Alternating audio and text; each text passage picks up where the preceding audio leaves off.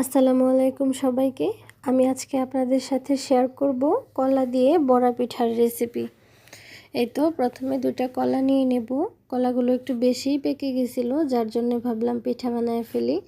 এই তো কলার সাথে দিয়ে দেব সাদা চিনি, দিয়ে এটাকে ভালো করে মেশ করে নেব। চিনির সাথে যখন কলাটা ভালো করে গলে আসবে, একটু ভালো করে মিশিয়ে নেওয়ার চেষ্টা করবেন।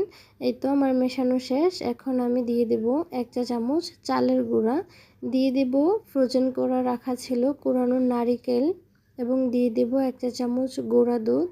তার সাথে দিয়ে দেব আটা কিংবা ময়দা, যেটাই দিতে পারেন। আমি দিয়েছিলাম আটা এবং সামান্য পরিমাণে লবণ দিয়ে এটাকে আমি সুন্দর করে মাখিয়ে নেব।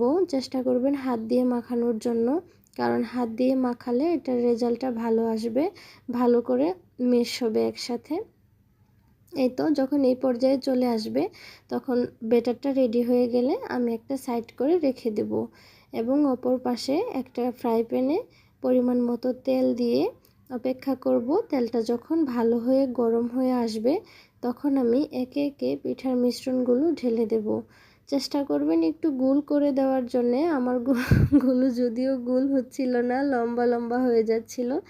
যাই হোক, সুন্দর করে ভেজে নেওয়ার সময় একটু খেয়াল রাখতে হবে যেন পুড়ে না যায়।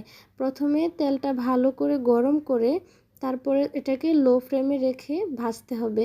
এপিঠ ওপিঠ সুন্দর করে ভেজে নেওয়ার সময় খেয়াল রাখবেন যেন পুড়ে না যায়। আস্তে আস্তে এটা জাল কমিয়ে দিয়ে আস্তে আস্তে ভাজলে হবে কি ভালো করে কুক হবে। এই তো আমার পিঠা ভাজা শেষ। একটা ভেঙে আপনাদের দেখাচ্ছি কেমন হয়েছে। বাহিরে পুরো ক্রিস্পি হয়েছিল আর ভেতরে একটু নরম নরম সফট, ভালো হয়েছিল। আজকে এই পর্যন্ত। আসসালামু আলাইকুম।